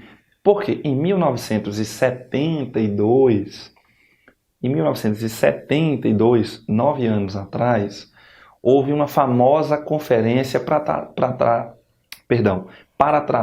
sobre o meio ambiente. Aliás, foi a primeira grande conferência, reuniu mais de 100 países. Isso aconteceu na cidade de Estocolmo, que fica na Suécia, tá? E ali foram definidas as bases mundiais para a proteção do meio ambiente. E o Brasil participou dessa conferência de Estocolmo, tá? Mandou representantes, participou, e ao retornar, elaborou ao longo dos anos seguintes um anteprojeto de lei que foi encaminhado, e este anteprojeto se tornou um projeto e aprovou-se a Lei Federal 6938, que é uma lei central para quem estuda aí o meio ambiente. É uma lei central porque traz as normas mais básicas e essenciais para a proteção do meio ambiente. Então, essa lei 6938 de 81 criou o primeiro sistema, o Sistema Nacional do Meio Ambiente. Se cair na prova, foi por inspiração da Conferência de Estocolmo de 1972. Muito bem, o que nós vamos estudar nesse sistema, professor? O que é esse sistema? Esse sistema, meus caros, traz uma estrutura com órgãos e entidades que irão fazer a proteção do meio ambiente, traz uma estrutura que vai implementar uma política nacional de proteção ao meio ambiente, vai buscar a consecução de alguns objetivos e vai disponibilizar instrumentos, ferramentas que serão utilizadas pelos órgãos e entidades que compõem a estrutura do sistema para a proteção do meio ambiente. Portanto, nós iremos estudar a estrutura, a política nacional, objetivos e instrumentos que são ferramentas. Começando pela estrutura. Professor, finalmente, qual é a estrutura desse sistema, desse CISNAMA? Muito bem. O CISNAMA, e aí é uma questão de prova, tá? O CISNAMA, o Sistema Nacional do Meio Ambiente, tem essa estrutura aqui, tá? Um órgão superior, um órgão consultivo e deliberativo, órgão central, tem órgão executor, órgãos seccionais e órgãos locais. E você precisa saber da estrutura e da posição de cada órgão e entidade em relação ao que está aqui definido. Por quê? Porque é uma questão de prova. Então vamos ver aqui rapidamente e aí vamos passar a estudar cada classe de órgão, sua composição e suas funções. Muito bem. O primeiro órgão é o órgão superior. Quem é o órgão superior, professor? Nós vamos ver já já no próximo slide. O órgão superior é o Conselho de Governo. Vamos ver daqui a pouco. Depois estudaremos um órgão que é consultivo e deliberativo, que é o Conselho Nacional do Meio Ambiente. É um órgão famosíssimo e você, como magistrado, precisa ter conhecimento deste órgão e das suas resoluções. É o CONAMA, Conselho Nacional do Meio Ambiente. Já iremos tratar sobre ele. O órgão central, meus caros, está na Lei 6938, lá no artigo 6º, que o órgão central é a Secretaria do Meio Ambiente da Presidência da República. Ocorre que a Secretaria do Meio Ambiente da Presidência da República, na época, 1981, ela foi alçada à condição de ministério e hoje ela é um ministério, é o Ministério do Meio Ambiente. Ela foi alçada a essa condição nos termos do artigo 21 da Lei Federal 8490 de 92. Então, portanto, o órgão central hoje é o Ministério do Meio Ambiente. Órgãos executores, IBAMA e ICMBio, que são, na verdade, autarquias federais, né? Que eu tenho a grande honra de representar judicialmente. Autarquias federais, vamos ver daqui a pouco. E os órgãos seccionais? É importante que as senhoras e os senhores saibam que os órgãos seccionais são os órgãos e entidades estaduais que têm a função de proteger o meio ambiente. Aqui no meu estado tem a Secretaria Estadual do Meio Ambiente. Aqui no meu estado tem uma autarquia, por exemplo, na Bahia, tem uma autarquia chamada INEMA, que é uma autarquia estadual, que faz o licenciamento ambiental, a fiscalização, aplica multas. Onde está esta autarquia estadual da Bahia? Aqui na estrutura do CISNAMA. Ela está aqui, ó. Ela é um órgão, entre aspas, seccional. E temos também os órgãos locais, as prefeituras, os municípios, que devem ter, pelo menos, e nós vamos ver isso na Lei Complementar 140, os municípios devem ter pelo menos uma Secretaria Municipal do Meio Ambiente e um Conselho Municipal do Meio Ambiente. E vou logo adiantando, os estados também. A estrutura é mais ou menos essa aqui. Nos municípios, se deve ter uma Secretaria Municipal do Meio Ambiente e um Conselho Municipal do Meio Ambiente. Nos estados, a mesma coisa. Se espera uma Secretaria Estadual do Meio Ambiente e um Conselho Estadual do Meio Ambiente. E às vezes pode existir uma autarquia também estadual. E no âmbito da União, já estão vendo comigo, nós temos o Ministério do Meio Ambiente, nós temos um Conselho Nacional do Meio Ambiente, e nós temos duas autarquias federais de caráter nacional. Professor, o que é isso? Uma autarquia federal de caráter nacional. São autarquias que estão espraiadas em todo o território nacional, tá? Então nós temos duas. Essa é a estrutura básica. Eu vou voltar e repetir. Agora eu quero explicar cada um destes órgãos, composição e funcionamento. Primeiro, Conselho de Governo. O órgão superior do CISNAMA, o órgão superior do CISNAMA, é o Conselho de Governo. É um órgão que está integrado por representantes de vários órgãos da Presidência da República. Tá? O Conselho de Governo ele está integrado por vários órgãos que compõem a Presidência da República, lá diretamente na Presidência da República. O professor precisa saber? Não precisa saber. Só precisa ter essa ideia que ele está lá na Presidência da República e ele serve apenas para assessorar o presidente da República na formulação de diretrizes para a política nacional do meio ambiente. Então, o Conselho de Governo assessora o presidente da República nas questões envolvendo o meio ambiente. Esse é o Conselho de Governo. Depois do Conselho de Governo, nós temos o órgão mais importante do sistema, do CISNAMA. Qual é o órgão mais importante, professor? Do sistema, do CISNAMA? É o órgão consultivo e deliberativo. Qual é o órgão consultivo e deliberativo? É apenas um. É o CONAMA, Conselho Nacional do Meio Ambiente. O CONAMA, ele é importante por quê? Porque ele edita resoluções de caráter normativo que obrigam todos os órgãos do CISNAMA. Então vejam, o CONAMA, que é o Conselho Nacional do Meio Ambiente, ele edita uma resolução estabelecendo o procedimento para o licenciamento ambiental de determinada atividade, de usina eólica, de agricultura de sequeiro, agricultura irrigada. E aí o municípiozinho lá do interior, a Secretaria Municipal, que eventualmente tem a competência para licenciar, que é um assunto que a gente vai estudar ainda, tá? Ela vai observar esta resolução do CONAMA, tá? Então o CONAMA, qual é a composição do CONAMA, professor? O CONAMA, meus caros, tem uma composição muito democrática, tá? Ele é integrado por vários representantes de vários órgãos do próprio governo federal, do Poder Executivo, mas ali no CONAMA nós temos representantes dos estados da federação, nós temos representantes dos municípios. Os municípios têm representantes dentro do CONAMA, com direito a voto, inclusive. Representantes da sociedade civil organizada. Representantes do Ministério Público Federal. Representantes dos Ministérios Públicos Estaduais. Então ele tem uma composição democrática, tá? Muito democrática.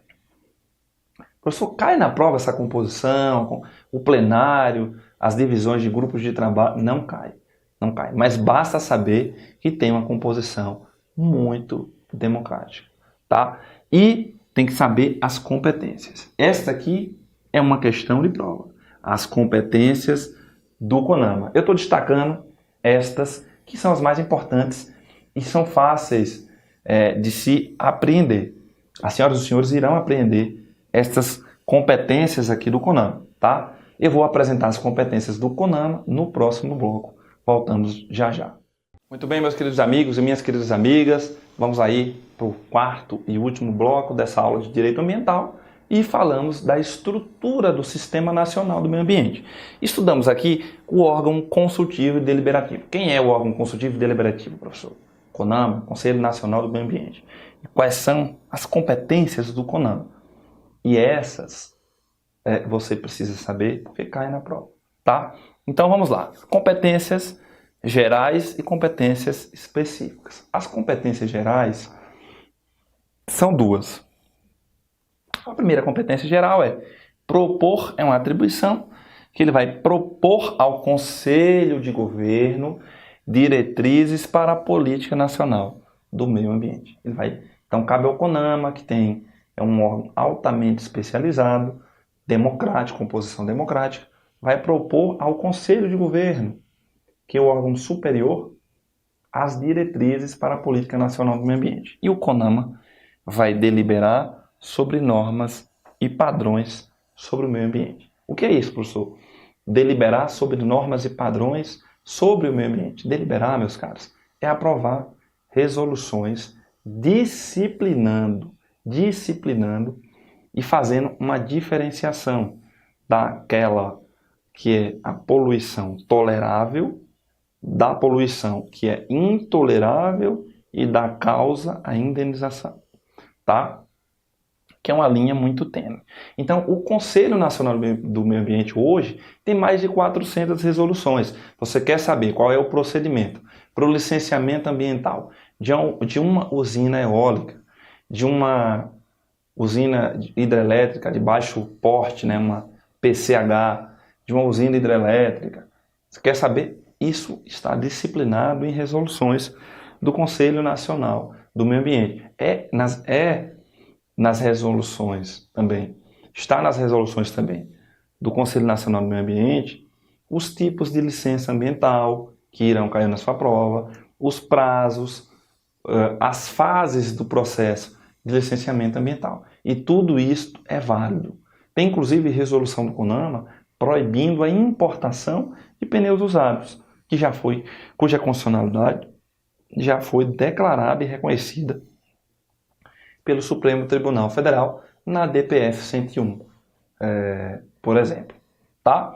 Então, essas são as duas competências gerais. As competências específicas são também muito tranquilas. A primeira competência específica é estabelecer normas e critérios para o licenciamento ambiental. Acabei de falar que o CONAMA tem resoluções que tratam sobre o licenciamento ambiental de várias atividades.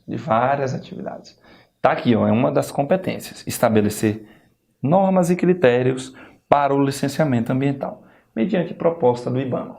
Esta é a primeira. A segunda, que é muito interessante, cabe ao Conselho Nacional do Meio Ambiente, o CONAMA, determinar a perda ou a restrição de benefícios fiscais e de linhas. Vejam, o CONAMA determina a perda ou a suspensão de benefícios fiscais ou de linhas de financiamentos oficiais, também mediante representação do IBAMA.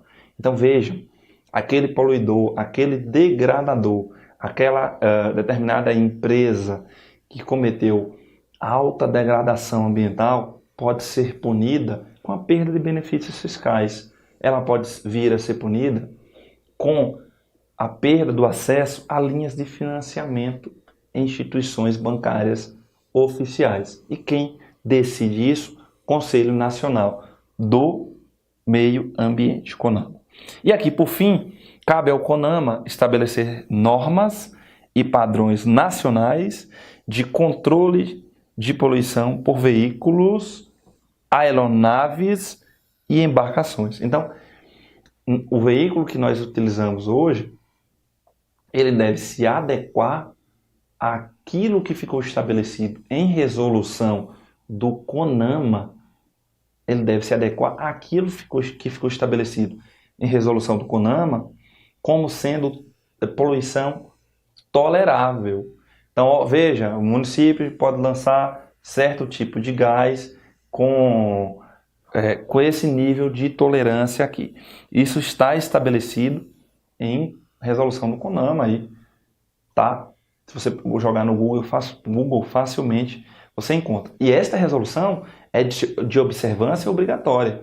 As fabricantes, as montadoras de veículos devem se adaptar à resolução do CONAMA. Veja o tamanho da força, da robustez da resolução do CONAMA. Sou pena de quê, professor? Sou pena de multa, meus caros. De multa, de apreensão, de embargo. Tá? E as empresas não irão fazer isso. Então, este é o órgão consultivo e deliberativo do SISNAMA, do Sistema Nacional do Meio Ambiente. O outro órgão é o órgão central, que é o Ministério do Meio Ambiente, já falei aqui. O órgão central é o Ministério do Meio Ambiente, tem vários órgãos na sua estrutura lá, inclusive o Ministério do Meio Ambiente é alvo de possível reforma administrativa, que será realizada pelo governo, pelo presidente eleito, tá? E a função principal do Ministério do Meio Ambiente é coordenar a política nacional do meio ambiente. Ele vai fazer a coordenação de todos os demais órgãos e entidades que compõem a estrutura do CISNAM. Esta é a função sine qua do Conselho do Ministério do Meio Ambiente. Ele é o órgão central, tá? Muito bem, órgãos executores. Os órgãos executores não são órgãos, são autarquias federais de caráter nacional e são somente duas autarquias. A primeira autarquia é o IBAMA, que foi criada em 1989. Essa entidade autárquica, o IBAMA, é o Instituto Brasileiro de Meio Ambiente e dos Recursos Naturais Renováveis. O IBAMA é uma autarquia federal altamente organizada, disciplinada e bem estruturada e tem caráter nacional. Se espalhou por todo o território nacional. No âmbito das competências da União, cabe ao IBAMA o licenciamento de atividades. Então, aquilo que for de competência, o licenciamento que for de competência da União, será realizado pelo IBAMA.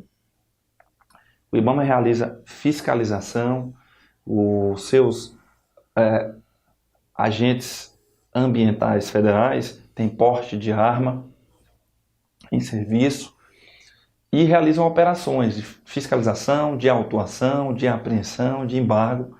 É um órgão muito importante, tá? O IBAMA está aqui, é uma autarquia federal que era vinculada ao Ministério do Meio Ambiente e ele exerce o poder de polícia ambiental federal, né? Então, duas funções primordiais: exercer o poder de polícia ambiental federal, que é fiscalizar, aplicar multas, inclusive cobra taxas. Por isso nós vamos ver daqui a pouco. E também promove o licenciamento ambiental da competência da União, que eu acabei de falar. O ICMBio, que é o Instituto Chico Mendes da Conservação da Biodiversidade, é também uma autarquia federal. Foi criada em 2007 pela então ministra do Meio Ambiente, Marina Silva. E o ICMBio ele tem uma função, que é uma autarquia federal também, ele tem uma função específica, que é o quê? A função dele é de gestão das unidades de conservação da natureza federais. Professor, o que é isso? Calma, uma unidade de conservação da natureza, para a gente simplificar aqui, eu vou ainda apresentá-las na aula futura, mas uma unidade de conservação da natureza é um parque nacional.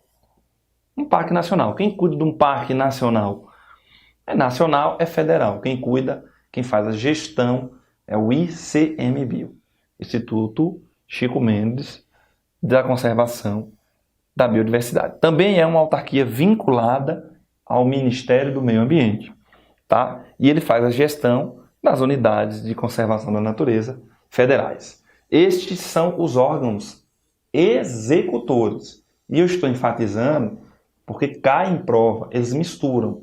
Eles colocam lá o Ministério do Meio Ambiente como órgão executor, eles colocam o IBAMA como órgão consultivo e deliberativo, eles colocam o Conselho de Governo como órgão seccional, tá? Então, tenham cuidado. E eles mexem também nas funções. Tá? Inclusive, eu vou mostrar aqui para as senhoras o que prevê, e para os senhores o que prevê a Lei 6938 de 81. Está lá, artigo 6º. Os órgãos e entidades da União, dos estados, do Distrito Federal e dos territórios, não existe mais territórios, né? Os territórios foram convertidos em estados.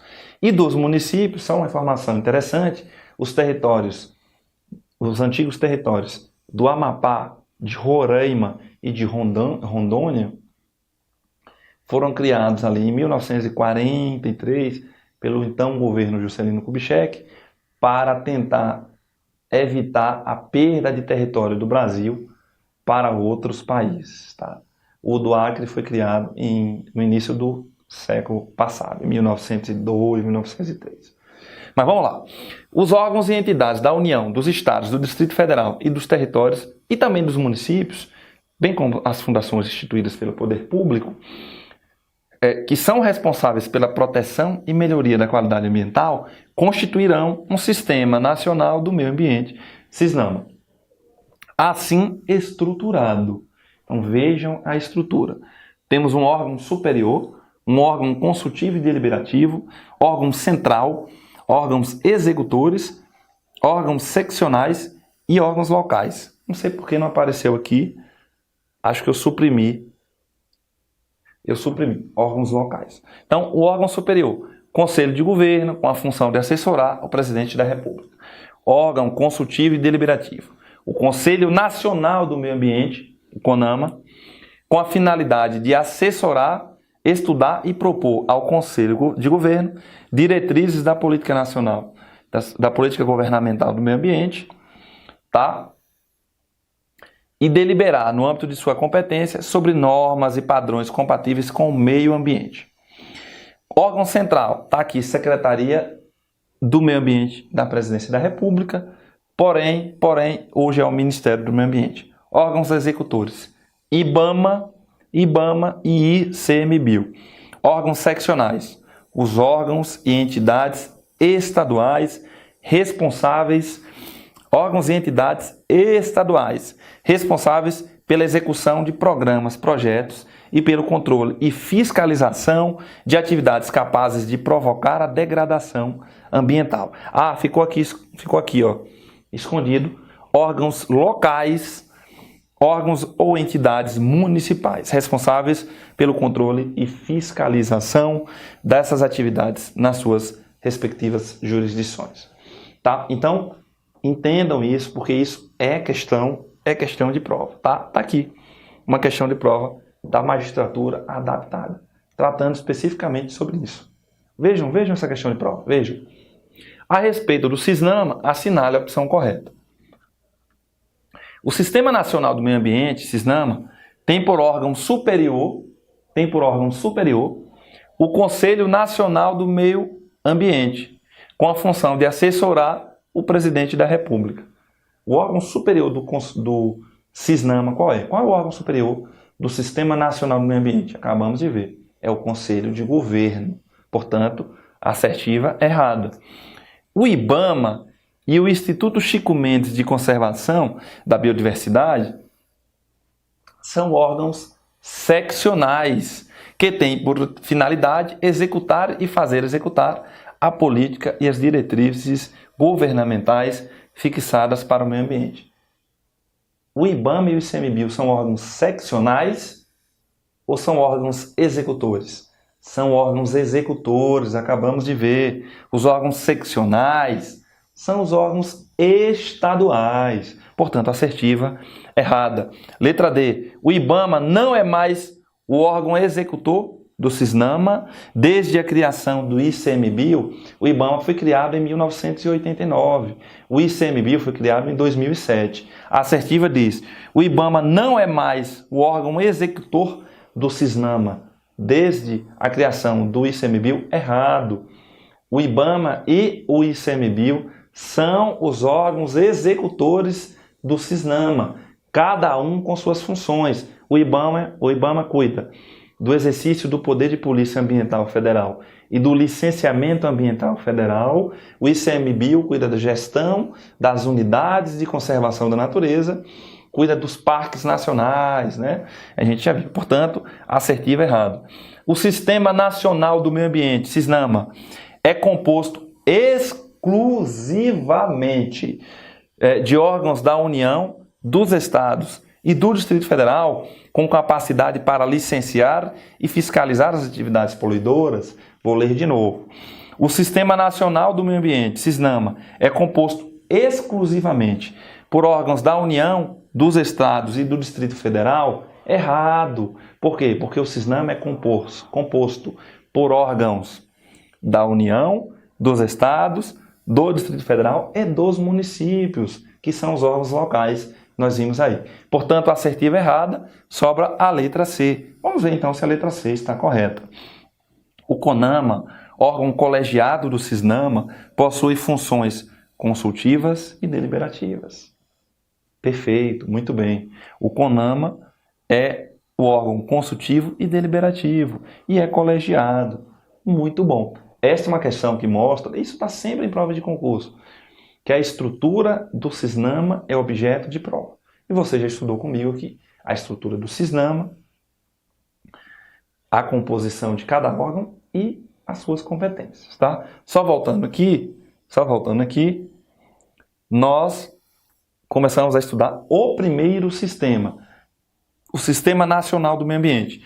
Nele, nós vamos estudar quatro elementos. A estrutura. Agora, você já sabe que esse tal de CISNAMA, que é o Sistema Nacional do Meio Ambiente, tem um conjunto de órgãos e entidades que servem para a proteção do meio ambiente. Você já sabe qual a posição de cada um desses órgãos. Então, se amanhã alguém perguntar, doutor, a Secretaria do Meio Ambiente da Prefeitura de São Paulo, do município de São Paulo, a Secretaria do Meio Ambiente do município de São Paulo faz parte do Sistema Nacional do Meio Ambiente? Você faz, é um órgão local, né? Doutor, e me diga uma coisa, o Conselho Estadual do Meio Ambiente, aí do Mato Grosso, faz parte da estrutura do Sistema Nacional do Meio Ambiente? Faz.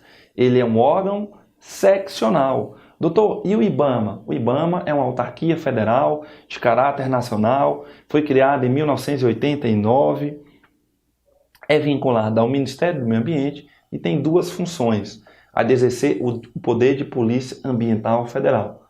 Que é o que isso, professor?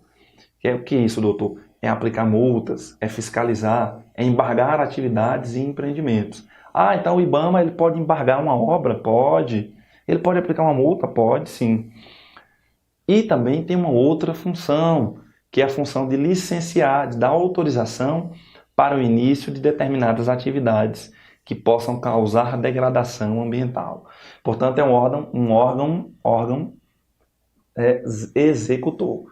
Tá? Então você entendeu comigo a estrutura. E este conjunto de órgãos e entidades, eles servem para uma finalidade. Qual é a finalidade? A finalidade é a proteção do meio ambiente. Portanto, agora nós estudaremos a política nacional, os objetivos e os instrumentos ou ferramentas. Então vamos avançando aqui para estudar o segundo tópico, que é justamente a política nacional do meio ambiente. A política nacional. Foi criada uma política nacional, tá? Esse artigo de lei já sofreu algumas alterações. Então, muito bem, vamos lá. Política Nacional do Meio Ambiente. A Política Nacional do Meio Ambiente tem por objetivo. Então, ela tem objetivos gerais. E esses objetivos gerais, que é o que eu vou ler aqui, cai na prova. Então, qual é o objetivo desta Política Nacional do Meio Ambiente? A Política Nacional ela visa a preservação, a melhoria e a recuperação. Ela quer preservar, ela quer melhorar e ela quer recuperar aquilo que foi degradado. O que? Ela quer preservar, melhorar e recuperar a qualidade ambiental propícia à vida. Tá? Este é o objetivo geral da política nacional. Preservar, melhorar e recuperar o meio ambiente. Para assegurar no país condições a um desenvolvimento socioeconômico, aos interesses da segurança nacional e à proteção da dignidade da vida humana. Meus caros e minhas caras, vocês precisarão fazer a leitura muito atenta disso, porque cai muito em prova, tá? Esse é o tipo de leitura, coloque aí no seu caderno, que deve ser feita na semana da prova. E esta política nacional, ela traz duas informações relevantíssimas e que estarão na sua prova. A primeira são os princípios e a segunda são definições legais que trazem impactos práticos. Tá? Primeiro, esses princípios aqui não são princípios do direito, como conhecemos. São mais como diretrizes, né? São as diretrizes, mas cai na prova como princípios da Política Nacional do Meio Ambiente. Mas são diretrizes. 4. Olha como é lógico. Racionalização do uso do solo, subsolo, da água e do ar. Esse é um princípio, é uma diretriz da política nacional. Olha, nós queremos que haja uma racionalização do uso do solo, do subsolo, da água e do ar. Esse é um princípio, é uma diretriz. Segunda diretriz, planejamento e fiscalização do uso dos recursos naturais. Pode usar os recursos naturais? Pode. Pode usar água, pode utilizar madeira, mas de forma planejada e com fiscalização. Esta é uma outra diretriz, é a segunda diretriz. Terceira diretriz, proteção dos ecossistemas. Vamos proteger os ecossistemas. Quarta diretriz, educação ambiental. Já disse aqui que a educação ambiental está previsto na Constituição Federal, tá? E tem uma lei que trata da educação ambiental, impondo a educação ambiental em todos os níveis, tá? Então tem uma previsão na Constituição, tem uma lei específica e tem uma diretriz dentro da Política Nacional do Meio Ambiente. A diretriz é: queremos educação ambiental. E por fim, proteção e recuperação de áreas degradadas. Proteção e recuperação de áreas degradadas. Estes são os princípios, anote aí porque vai cair na sua prova. Estes são os princípios, mas não são os princípios ambientais, são diretrizes. E definições legais importantes, tá? A lei traz a definição de poluidor, de poluição e de meio ambiente. Primeiro, poluidor. Quem é o poluidor? Meus caros, o conceito de poluidor está previsto em lei, ele é amplíssimo. Vejam quem é o poluidor. O poluidor é a pessoa física ou jurídica. Empresa também é poluidora. Portanto, pode ser responsabilizada civilmente. Criminalmente, nós vamos ver, pode também. Pessoa física ou jurídica, de direito público ou privado. O senhor está querendo me dizer que uma autarquia ou um município pode ser tido como poluidor e ser obrigado a recuperar a degradação ambiental? É exatamente isso que eu estou lhe dizendo. Isso é muito prático. Eu mesmo, quando atuei na Bahia, ajuizei ações civis públicas para impor ao poluidor pessoa jurídica de direito público direto e o poluidor indireto, inclusive responsabilizando municípios, tá? E vai além, responsáveis direta e indiretamente por atividades poluidoras. Vou dar um exemplo prático que eu peguei. Em alguns municípios, infelizmente, o prefeito, em conluio com alguns servidores, fraudavam o licenciamento ambiental. Eles concediam um licenciamento ambiental sem preencher os requisitos legais, que a gente ainda vai estudar. E aí o empresário pegava aquela licença ambiental, ia até determinada área, lá era para desmatar uma área e plantar soja, plantar algodão. Então o empresário pegava aquela licença ambiental fraudada, portanto inválida, e com base nela desmatava grandes áreas, desmatava corte raso, não se preocupava se ali existiam espécimes da fauna, da flora raras, se ali existiam nascentes ou olhos d'água, não interessa. Passava a corrente com os tratores e limpava aquela área. E aí nós temos dois poluidores. O poluidor direto, que causou a degradação, que foi o empresário, que fez o desmatamento. Mas nós temos o poluidor indireto, que são o prefeito, os servidores e o município, que concederam licença ambiental inválida. Concederam licença ambiental inválida e deram causa, portanto, àquela poluição, àquela degradação. Portanto, todos são tidos como poluidores. Esses são os poluidores. Há também a poluição, que é a degradação da qualidade ambiental, que afeta desfavoravelmente a biota. Praticamente tudo que a gente faz causa poluição, porque tudo que a gente faz causa uma degradação na qualidade ambiental que afeta desfavoravelmente a biota. Ocorre que nós temos poluição tolerável, está definido em resolução do CONAMA, e a poluição intolerável. Tá? E por fim, meio ambiente, é um conceito aí legal do meio ambiente, que é um conjunto de condições físicas, químicas e biológicas que permitem, abrigam e regem a vida. Conjunto de condições físicas, químicas e biológicas que permitem, abrigam e regem a vida. São definições legais que servem do ponto de vista prático, tá? Então, nós acabamos de ver a Política Nacional do Meio Ambiente. Eu quero ver com vocês rapidamente os objetivos e aí nós concluímos essa aula. Na próxima aula nós iremos iniciar com os instrumentos, com as ferramentas e nós vamos estudar o primeiro deles, que é o mais importante, que é o licenciamento ambiental, tá? Mas vamos aqui, eu trouxe para vocês o artigo 2º da Lei 6938, vocês vão fazer a leitura do artigo 2º. A Política Nacional do Meio Ambiente tem por objetivo a preservação, melhoria e recuperação da qualidade ambiental propícia à vida. Temos aqui os seguintes princípios e aqui também educação ambiental, proteção de áreas ameaçadas, etc. Tá? E por fim, meus caros, os objetivos. Quais são os objetivos do CISNAMA, do Sistema Nacional do Meio Ambiente? Todos os objetivos, eles são direcionados à proteção do meio ambiente. Então venham comigo e vejam como é simples. 6 objetivos. Compatibilização do desenvolvimento econômico com a preservação ambiental. Desenvolvimento socioeconômico. O desenvolvimento socioeconômico sustentável, desenvolvimento sustentável é o primeiro objetivo do CISNAMA. Nós temos que fazer um desenvolvimento econômico com a preservação do meio ambiente. Este é o primeiro objetivo, vai cair na sua prova assim.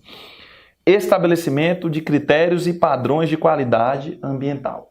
Temos que trazer critérios e padrões de qualidade ambiental toleráveis, critérios e padrão de qualidade ambiental da água, do ar, etc, etc. Desenvolvimento e difusão de tecnologias voltadas à preservação ambiental. Preservação e restauração dos recursos ambientais. São objetivos óbvios. Preservar e recuperar. E restaurar. A imposição, e aqui é importante, a imposição ao poluidor da obrigação de recuperar e indenizar os danos ambientais causados. Então, um dos objetivos do Sistema Nacional do Meio Ambiente é impor ao poluidor a obrigação de recuperar e indenizar os danos causados. Este é um objetivo importante que será muito bem desdobrado por nós no estudo do processo civil ambiental, da responsabilização civil ambiental. E, por fim, a definição de áreas prioritárias, que são as unidades de conservação, que nós estudaremos no segundo sistema. Tá aqui a previsão legal do artigo 4º, e eu trouxe uma questão de prova. Não é objetivo da Política Nacional do Meio Ambiente. Vocês farão essa questão em casa, nós estamos no final do tempo aqui, mas perceberão que eles misturam os princípios, que são as diretrizes, com os objetivos. Tá? Por fim, na próxima aula, nós começaremos a estudar os instrumentos ou ferramentas, licenciamento ambiental, avaliações, CNIMA, servidão ambiental, cadastro técnico federal, concessão florestal, etc. Tudo bem? Nosso tempo acabou. Voltamos na próxima aula. Bons estudos e um grande abraço.